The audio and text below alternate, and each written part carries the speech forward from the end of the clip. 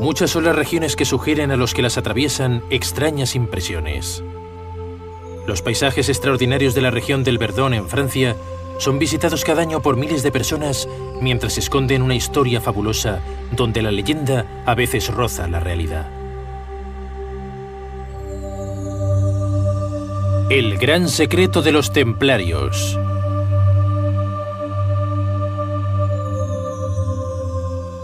En un sector perfectamente delimitado, historias de tesoros de templarios y de búsqueda del Grial generan un gran número de sueños y fantasías. Más extraordinaria es la hipotética presencia, en este preciso lugar, del Arca de la Alianza desaparecida hace más de 3000 años en Jerusalén. En los años 60, un hombre se ha interesado por esta historia. La investigación que Guy Tarat ha llevado a cabo sobre el terreno y los numerosos indicios que consiguió reunir le hacen pensar que el Arca de la Alianza fue escondida allí e incluso que podría estar todavía en esta región. Habiéndose interesado de cerca por la Orden de los Templarios, opina que lo más probable es que estos hayan sido enviados a Tierra Santa para rescatar el Arca Sagrada de los Hebreos, verdadera joya de la nación judía de las invasiones árabes. Una cosa es cierta, y es que el Arca de la Alianza de verdad ha existido. En la Biblia, el mayor libro de todos los libros, se encuentran varias referencias acerca de ella. Estamos seguros de que el Arca ha desaparecido. La historia nos lo ha enseñado y por eso hay varios arqueólogos judíos intentando encontrar la joya de esta nación. Efectivamente, Yigael Yadin, incluso Moshe Dayan, han estado buscando este cofre sagrado. La tradición afirma que los templarios fueron los primeros en haber buscado el Arca de la Alianza. Habían excavado túneles por debajo del Templo de Salomón en Jerusalén para poder acceder al escondrijo donde permanecía el Arca Sagrada. ¿La encontraron? Es una pregunta que lleva siglos intrigando a los investigadores. La historia del Arca de la Alianza está estrechamente ligada a la de Moisés. Este, después de haber recibido las tablas de la ley en el monte Sinaí, hizo construir por un juramento un cofre para protegerlas. Las escrituras reunidas en el Antiguo Testamento describen el cofre sagrado con mucha precisión. El arca, fabricada con madera de acacia, según las escrituras, medía 2 codos de largo por 1,5 codos de ancho. Estaba cubierto de oro tanto en su interior como en su exterior. No solo simbolizaba la alianza del Dios de Israel con su pueblo, sino también el lugar donde Dios se unía a los hebreos. El cofre tenía 2 asas de oro a cada lado y 2 palos también de oro cuyo propósito era el de facilitar su desplazamiento. El Arca de la Alianza que llevaban los curas levitas acompañó al pueblo de Israel a lo largo de su periplo. Se usaba como arma de guerra porque poseía poderes sobrenaturales que provocaban la huida de sus enemigos en el campo de batalla. El Arca de la Alianza acompañó al pueblo de Israel en los momentos más importantes de su existencia y fue llevado a Jerusalén por David, cuyo padre, el rey Salomón, hizo edificar el templo destinado a proteger el cofre sagrado, residencia del Dios de Israel en medio de su pueblo. Hace unos años, Guy Tarat fue a Tierra Santa en busca del Arca de la Alianza. Estamos en el Monte de los Olivos. El emplazamiento del antiguo templo se halla frente a nosotros.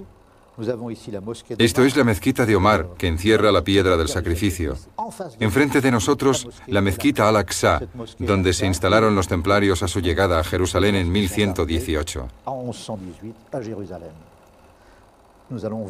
Ahora veremos las últimas cruces templarias que quedan en todo el Estado de Israel, en Eretz Israel, es decir, la tierra de Israel. Estamos aquí en los jardines del Hotel Holy Land y lo que vemos es una fiel reconstrucción, la maqueta del antiguo Jerusalén en los tiempos de la construcción del segundo templo, de la época de Herodes el Grande. Aquí tenemos al Debir, en el interior de este cubo de 10 metros de anchura. Este monumento que tenemos enfrente antiguamente guardaban el Arca de la Alianza. Aquí tenemos una vista de la fortaleza de Antonia. Y hablaremos de este santo de santos más adelante. Recordemos el templo de Jerusalén. El segundo templo, al igual que el primero, ha sido especialmente construido para contener el arca de la alianza. Este es el muro de las lamentaciones, es decir, el muro oeste que soportaba el templo de Jerusalén. Delante de nosotros el arca de Wilson, en la parte izquierda de la pantalla. Esto es Hebrón. Aquí se halla la tumba de los patriarcas. La reja que vemos al borde del muro de la tumba de los patriarcas es el lugar preciso donde Moshe Dayan estuvo buscando el arca de la alianza. Estamos llegando a Masada, y todo se ha dicho, es un sitio privilegiado para nuestros amigos judíos. En efecto, aquí es donde finalizó la gran resistencia de este pueblo frente al invasor romano. Aquí mismo, en las ruinas de esta sinagoga, el arqueólogo israelí Yigael Yadin vino con un equipo de jóvenes americanos para llevar a cabo unas excavaciones que duraron 2 años con el fin de encontrar el Arca de la Alianza, porque pensaban que ésta estaba enterrada aquí.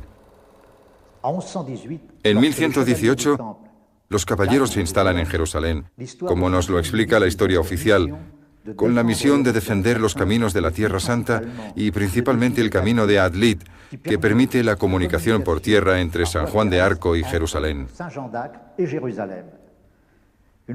Una versión más discreta, por no decir secreta, afirma que los templarios fueron enviados en misión por los rabinos de Champagne para ocupar una plaza en particular del antiguo templo de Salomón, instalarse allí, se quedarán 9 años, y excavar en las ruinas de este antiguo templo para encontrar el Arca de la Alianza, que os recuerdo contiene las tablas de la ley, la varilla de Aarón y el vaso en el que los judíos habían dejado el maná del desierto.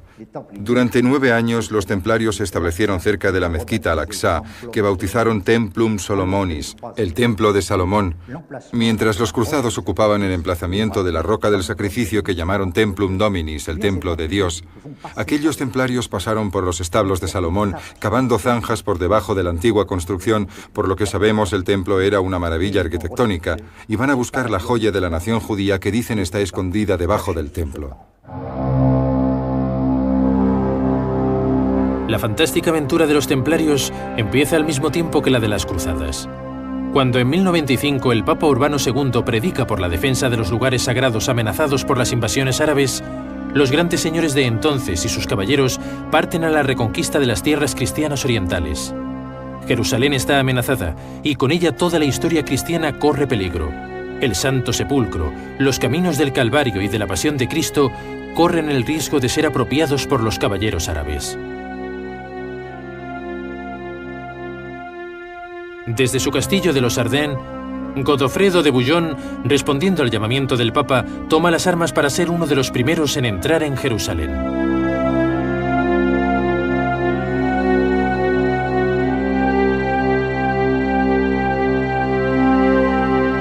Tras un largo periplo hacia el oriente, los francos descubren por fin la Ciudad Santa, el mayor propósito de su viaje. Pero la toma de Jerusalén es larga y sangrienta. Los ejércitos francos, llevados por su fe cristiana, se enfrentan durante varias semanas a los soldados musulmanes. Las cruzadas prosiguen y la nobleza occidental viene a repartirse los nuevos territorios conquistados. Las batallas siguen una tras otra alternando gloriosas victorias y sangrientas derrotas. En aquella época, una serie de órdenes monásticas un tanto especiales empiezan a aparecer. Los hospitalarios son monjes jinetes que se dedican a curar y reconfortar a los enfermos y a los peregrinos. Y los templarios, monjes soldados, los escoltan y se unen al combate contra los sarracenos. Estamos en el año 1118, es decir, 20 años después de la creación del reino cristiano de Jerusalén. En la ciudad de Troyes, en Champagne, 9 caballeros se van a convertir en la raíz de la orden militar que hará temblar tiaras y coronas. La Orden de los Templarios, una de las órdenes más importantes de Tierra Santa en el campo militar. ¿Por qué toman el nombre de templarios? Simplemente porque se establecen sobre las ruinas del antiguo templo de Jerusalén, el templo de Salomón. Los templarios, inicialmente llamados los pobres jinetes de Cristo, son a la vez monjes y soldados. Instalados en el emplazamiento del antiguo templo de Jerusalén, su vocación oficial es la de defensa de los peregrinos. Pero rápidamente, a medida que crece su organización, se ven obligados a estructurarse adoptando un estilo de vida muy estricto, inspirado en San Bernardo. A partir de entonces, para poder entrar en la Orden del Temple, uno debe hacer voto de castidad, pobreza y obediencia.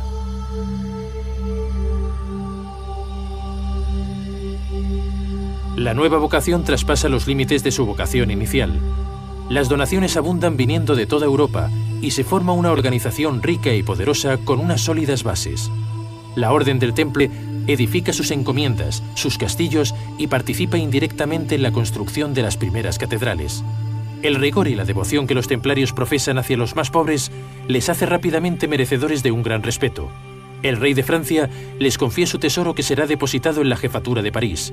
La torre del templo, inexpugnable e indestructible, refleja la imagen de la orden.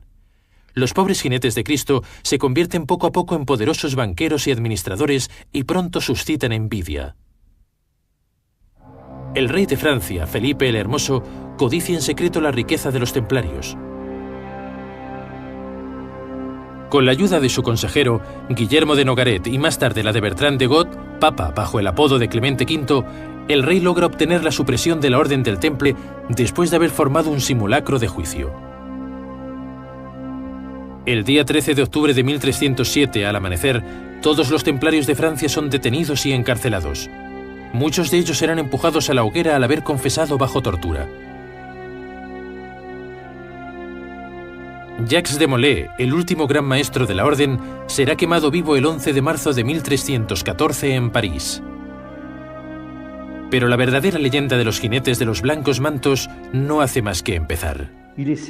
Claro está que existen muchos secretos en torno a la Orden de los Templarios.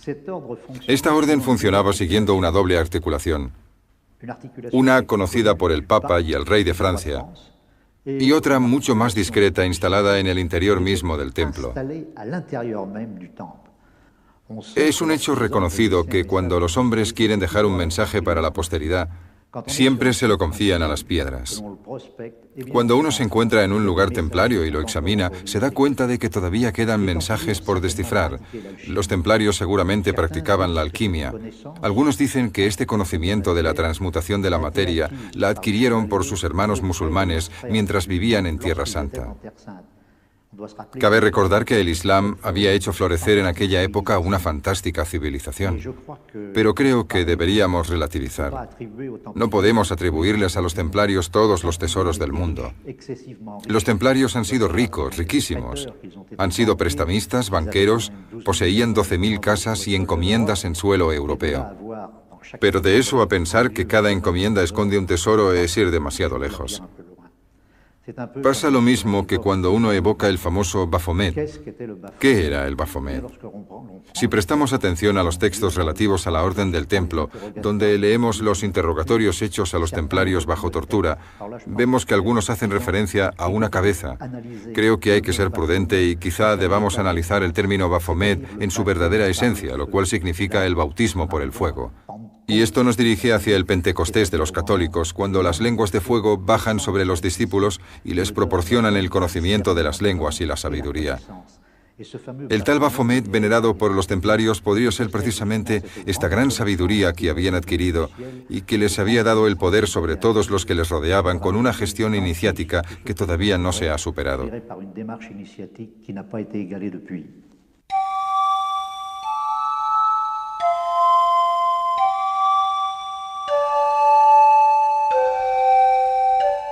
Si analizamos la tesis según la cual los templarios albergaban en el seno de su misma orden una sociedad secreta, no es de extrañar si encontramos algunos rastros de sus conocimientos secretos en las antiguas piedras. Cerca de la frontera italiana, el pueblecito de Utel, situado a unos 800 metros por encima del nivel del mar, parece confirmar de forma sorprendente esta teoría. Verdaderos libros de piedra, las casas de Utel nos permiten entrever parte de sus conocimientos.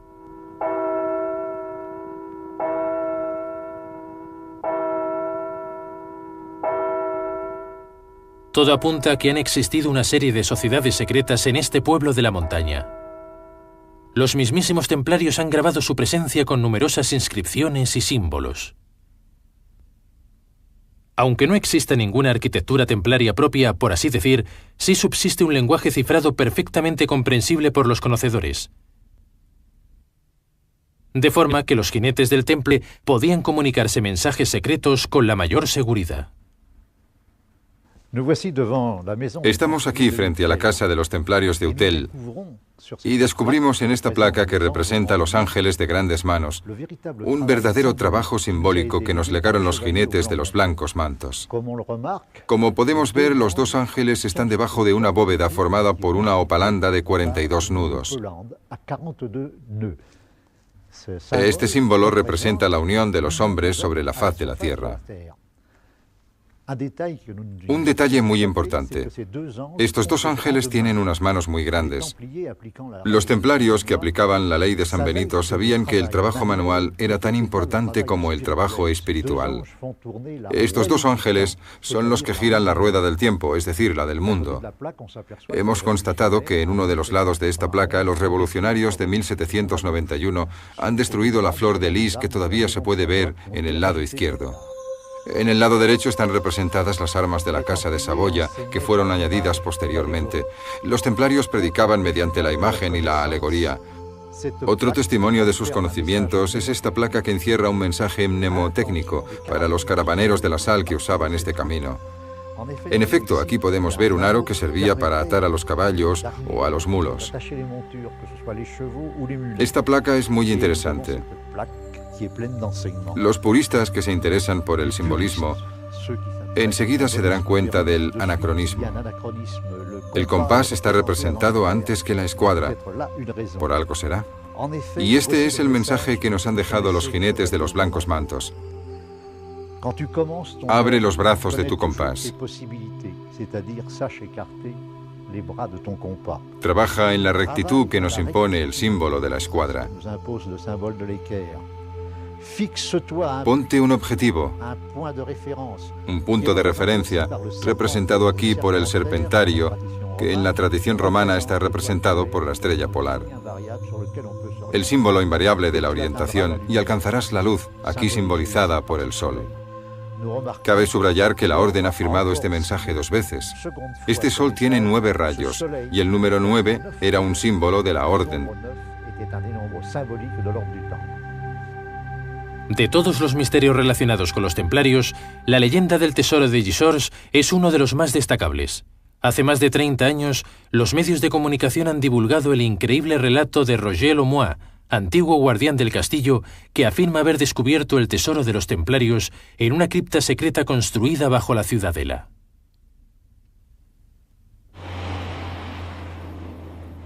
En Rennes-le-Château, al sur de Francia, otra leyenda, más extraordinaria todavía, continúa haciendo soñar a los cazatesoros. A finales del siglo pasado, el padre Berenger Saunier, cura de aquella pequeña parroquia, empieza a gastar importantes sumas de dinero no solo por la restauración de su iglesia, sino también para fines personales. Se compra terrenos, hace edificar una suntuosa villa en un parque habilitado y empieza a gastar sin contar durante varios años. ¿Es posible que haya encontrado, como muchos dicen, el hipotético tesoro de los templarios? El descubrimiento de pergaminos en uno de los pilares de su iglesia quizás lo hayan dirigido sobre la pista de la fortuna de los templarios. En efecto, esta región cercana a los Pirineos fue ocupada muy pronto por los templarios. Situado en las proximidades de la frontera española, es un sitio histórico privilegiado. ¿Fue escogido por los templarios para esconder el fabuloso tesoro?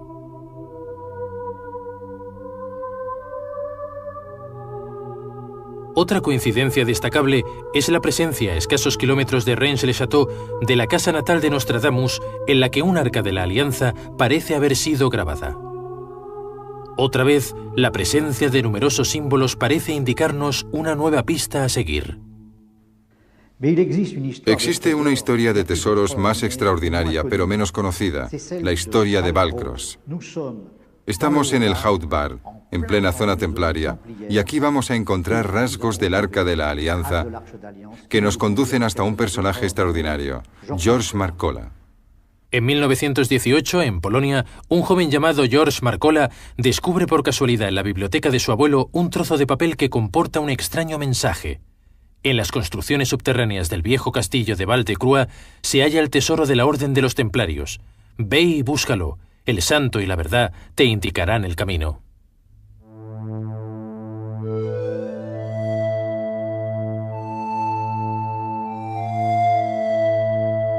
El pequeño castillo de Valcros, situado cerca de Castellán, fue construido sobre unas tierras que habían pertenecido a los templarios. Cuando George Marcola lo compró en 1953, descubre en la capilla un cuadro peculiar que representa a San Agustín sujetando con la mano izquierda un corazón resplandeciente que lleva escrito Veritas. Para él, no cabe duda de que el santo y la verdad se han reunido en Val-de-Croix. Aquí es donde debe buscarse el tesoro de los templarios. Guy Tarat conoce bien el castillo de Valcros por haberlo visitado en varias ocasiones. Al principio, las excavaciones de Marcola son muy rudimentarias, por no decir poco rigurosas. Se rodea de zahoríes y de radiestesistas para sondear el terreno. Después de numerosas búsquedas en vano, Marcola se desespera. Unos años más tarde, en 1960, conoce al ingeniero Alfred Baysen, quien le propone poner a su disposición los medios apropiados para hacer investigaciones mucho más pragmáticas en el terreno. Alfred Baysen propone entonces hacer analizar el cuadro por un laboratorio especializado. Las conclusiones que sacan los expertos son sorprendentes. Tras varios test de rayos X, el cuadro deja entrever decenas de criptógramas. En realidad, según Baysen, este cuadro representaba una carta de la región del Verdón y la mención de numerosos lugares. En el libro que escribió para contar sus años de investigación, Baysen bautiza esta región con el nombre de la Isla de los Vigilantes. Parece que Baysen ha destacado que, elevándose en el espacio, se podía distinguir desde el aire la posición sobre la Tierra de un zodíaco gigante trazado por unas civilizaciones antiguas. Hay gente que lo ha averiguado recopilando mapas, aventurándose sobre el terreno, etc. Pero no logramos encontrar el rastro del famoso zodíaco, aunque es un descubrimiento acreditado por varios esotéricos. Paul Amorós conoce esta región mejor que nadie. Se instaló hace 15 años cerca del castillo de Valcros y se pasa el tiempo dando largos paseos por la montaña y trabajando de molinero y de panadero. El molino de Soleis, donde él vive, es el último molino de harina activo en el sur de Francia.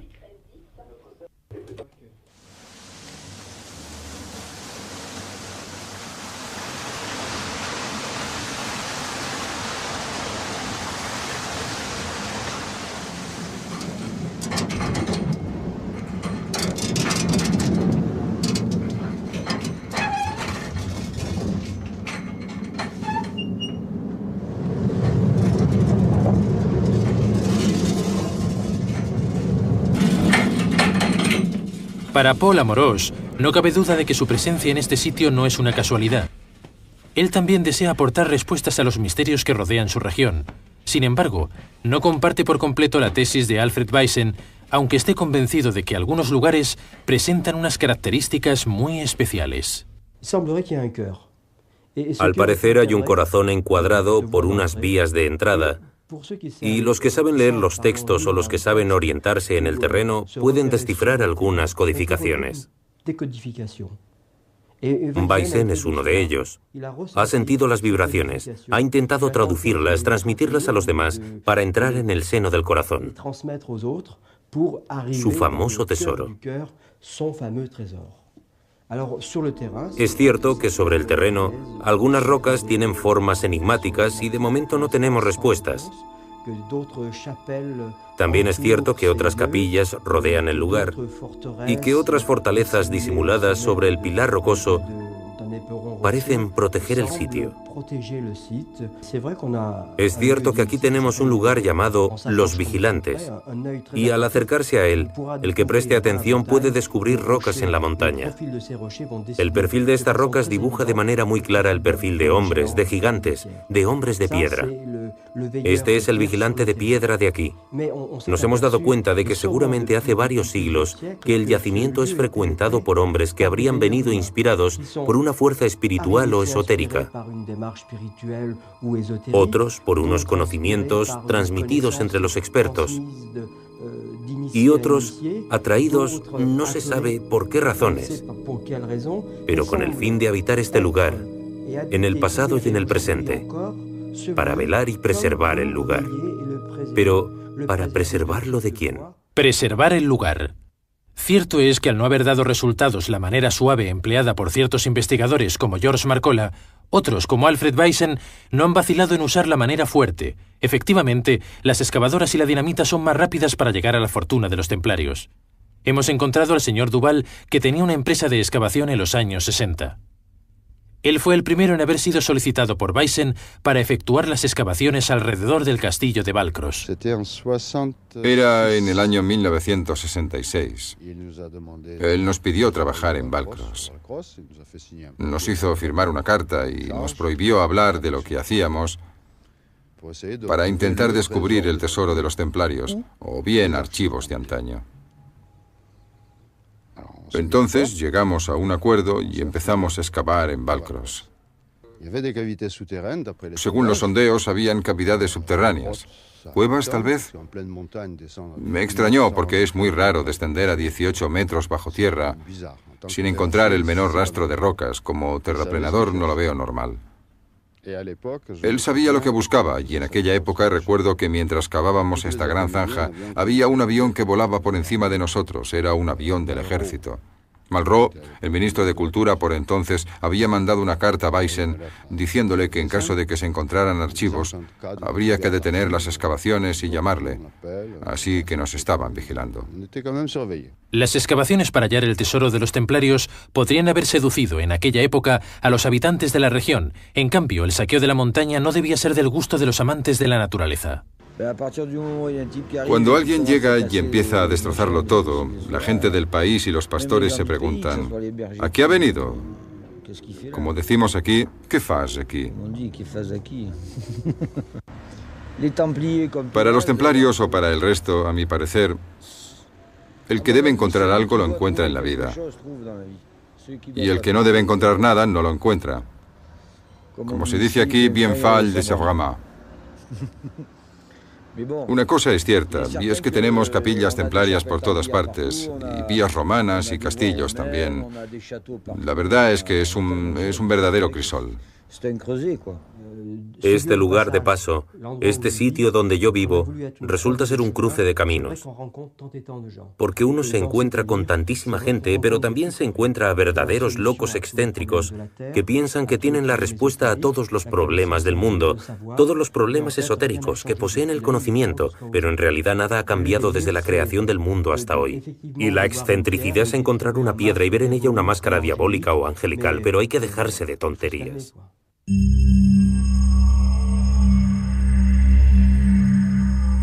Desde que se instaló en esta región, Paul Amorós ha aprendido a conocer y a respetar la montaña. Si ha decidido traernos aquí, es para que podamos medir hasta qué punto esta historia ha hecho y sigue haciendo soñar a más de un cazatesoros. Este sitio es el resultado del trabajo efectuado por varios investigadores y me impresiona mucho lo que han hecho. Es desmesurado excavar hasta 8 metros de profundidad. ¿Y por qué han hecho este sondeo? Algunos investigadores dicen que debe haber una cavidad subterránea por debajo de este yacimiento llamado la Bastille Blanche, y para mí no es más que un simple aprisco en ruinas. Pues algunos investigadores, por no nombrar a Weissen, pensaban que se trataba de la Tanor, el laboratorio del famoso maestro iluminado de Aviñón, Dom Pernetti. Y ha pensado, si el alquimista ha escondido algo, solo ha podido hacerlo en los subterráneos secretos de la Bastille Blanche. Por eso yo empleo la palabra sondeo, porque el término excavación es un poco excesivo teniendo en cuenta que una excavación arqueológica debe hacerse siguiendo unas reglas y esto se parece más a un saqueo. Yo, y solo hablo en primera persona, querría decir, miren, esto es lo que no se debe hacer. Si la erudición, los conocimientos intelectuales y esotéricos nos llevan a esto, ya no puedo creer en ellos. Por otro lado, también hay una zanja. El sondeo se ha hecho en 2 partes. Un eje norte-sur y otro este-oeste. El investigador estaba seguro, mientras rebajaba la tierra, de que encontraría la famosa entrada, pero no fue así. Una entrada significa tener unas llaves y el cerrajero no debía ser tan bueno.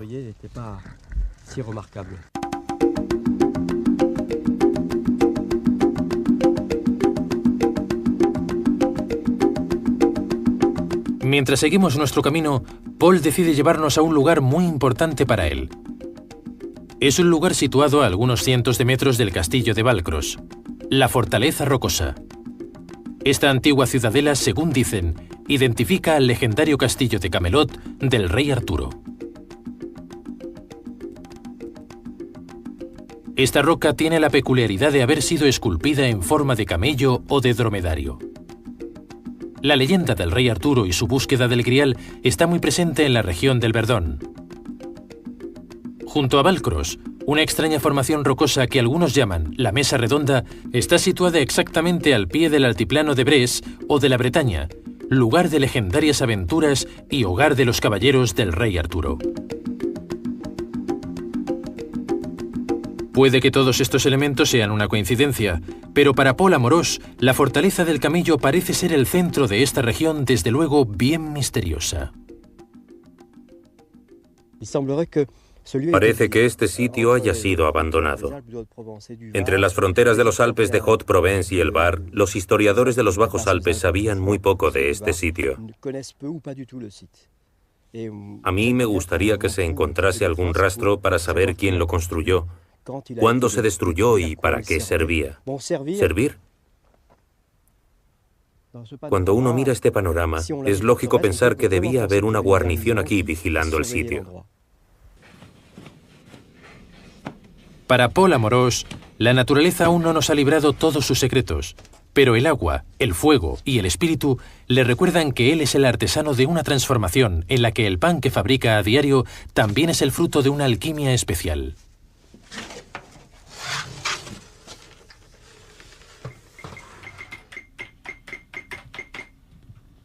A unos 100 kilómetros de aquí, Guy Tarat se ha interesado por los misterios de Valcros y en particular al cuadro de San Agustín que encontró en la capilla del castillo.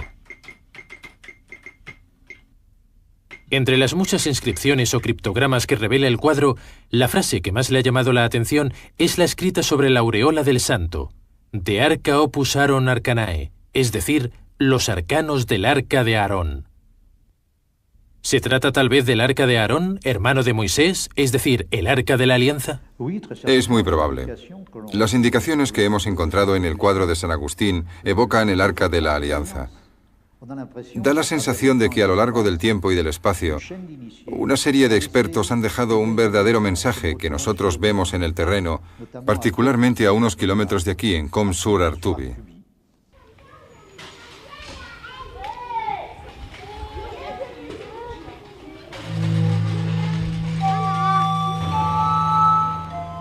A 20 kilómetros de la entrada del desfiladero del Verdón, Comps-sur-Artuby es una atractiva aldea de Haute-Var. Lugar de paso obligado para los turistas, este pueblo ha sabido conservar cierto cachet y autenticidad. Su posición dominante hace de él a lo largo de los siglos un excelente punto estratégico situado en la intersección de los caminos que llegan a Castellán, a Draguignan y a Grasse. Aquí también, la leyenda del rey Arturo y de la búsqueda del Grial parece estar ligada a la historia del pueblo. Los templarios y más tarde los caballeros hospitalarios se instalaron en Comps en el siglo XII. Uno de los vestigios más importantes es sin duda la iglesia que edificaron en la cumbre de la colina. Existen otras capillas aparentemente de la época templaria alrededor del pueblo en puntos estratégicos, pero es en la otra iglesia de Comps, una antigua capilla construida por los penitentes blancos, donde Guy Tarat ha realizado su mayor descubrimiento.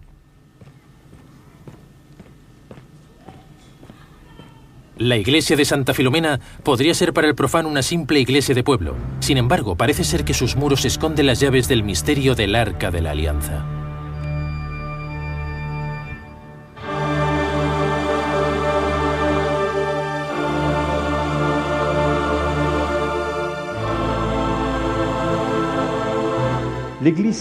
Santa Filomena es una antigua capilla de penitentes. Desde las tinieblas hasta la luz podemos percibir que cada detalle tiene su importancia. Las vidrieras, las estatuas, y sobre todo el fresco que está al lado izquierdo del altar mayor y que representa al Arca de la Alianza. Situada encima de la puerta que lleva a la sacristía, el fresco representando el Arca de la Alianza no ha tardado en resistirse al ojo atento de Guy Tarat. Es un motivo que raras veces se encuentra en un lugar sagrado. Aquí, como podéis ver, dos querubines han levantado la tapa del cofre sagrado y al pie del arca se puede ver el vaso religioso en el que los judíos ponían el maná que caía en el desierto. Justo al lado está la varilla de Aarón. Solo nos falta la tabla de la ley. Sabemos por los textos bíblicos que este cofre sagrado contenía el maná del desierto, la varilla de Aarón y las tablas de la ley. Estas tablas de la ley no están lejos. Hemos encontrado una en las manos de Santa Ana. Y aquí es cuando hay que aclarar un punto. En la iconografía cristiana, o mejor dicho, la católica, jamás Santa Ana ha sido representada con una tabla de la ley, sino desplegando una tora para la enseñanza de la Virgen. Si miramos atentamente a los dos querubines que abren el cofre del arca, nos damos cuenta de que uno de ellos lleva una serpiente en la espalda. Estos querubines tienen pies caprinos, pies de cabra, y cualquier purista diría que el Arca de la Alianza, tal y como está representada en la iglesia de Combs, no tiene nada que ver con la realidad, ya que las barras que vemos aquí y que servían para cargar con el cofre sagrado están implantadas longitudinalmente, mientras que en el plano del Arca de la Alianza que Dios le dio a Moisés, las barras estaban en la parte más estrecha del arca. Antes, en la iglesia de Santa Filomena, no he hablado de una particularidad que había y que es el detalle de una vidriera que se encuentra encima de la estatua de Santa Ana. Esta vidriera representa un arca, el arca del puente, o bien fonéticamente, el Arca de la Alianza. Este símbolo quizás signifique el paso de la tradición de un punto a otro, el paso del Arca Santa desde la tierra de Israel hasta el suelo francés. La alusión al Arca de la Alianza en un cuadro cifrado, la presencia de los templarios en Combs, la representación de este mismo arca en la iglesia de Santa Filomena, las tablas de la ley que sustituyen a la Torá de Santa Ana, todo nos lleva a creer que nos estamos acercando a la verdad. ¿Por qué tantos indicios en un mismo lugar? ¿Serán simples coincidencias? ¿Podría esconderse en esta región el Arca de la Alianza cuyo rastro hemos perdido hace mucho tiempo? Sin embargo, las pistas que hemos seguido no nos permiten localizarla. No obstante, Guy Tarat ha encontrado durante sus investigaciones un elemento nuevo y determinante en la cruzada que anda años llevando. A ejemplo del cuadro de San Agustín, la iglesia de Santa Filomena ha sido codificada. Dentro de este lugar sagrado, cada detalle tiene su importancia. Cada vidriera, cada estatua nos lleva a un punto muy particular de la zona. La vidriera sagrada de San Andrés nos lleva a la capilla de San Andrés, edificada en la cima de la colina de Combs. La vidriera de San Juan nos conduce a la capilla de San Juan, edificada justo al lado. Todos estos nombres, colocados sobre un mapa y luego sobre el terreno, resultan formar una figura cuando ligamos los puntos entre sí. Y esta figura es la proyección de la osa mayor sobre el suelo. Cuando uno sigue el recorrido que nos han señalado, llegamos a un punto especial donde nos dan un nombre en hebreo. Y este nombre es Aarón. A-R-O-N. En hebreo, Aarón significa el cofre sagrado, el Arca de la Alianza.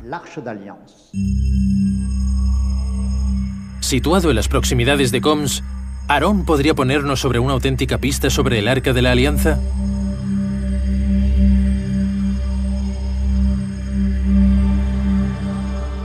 La etimología de esta palabra parece querer indicarnos un camino, y aunque sobre el terreno ningún vestigio nos permita confirmar esta teoría, para Guy Tarat no cabe duda que desprende una atmósfera sagrada.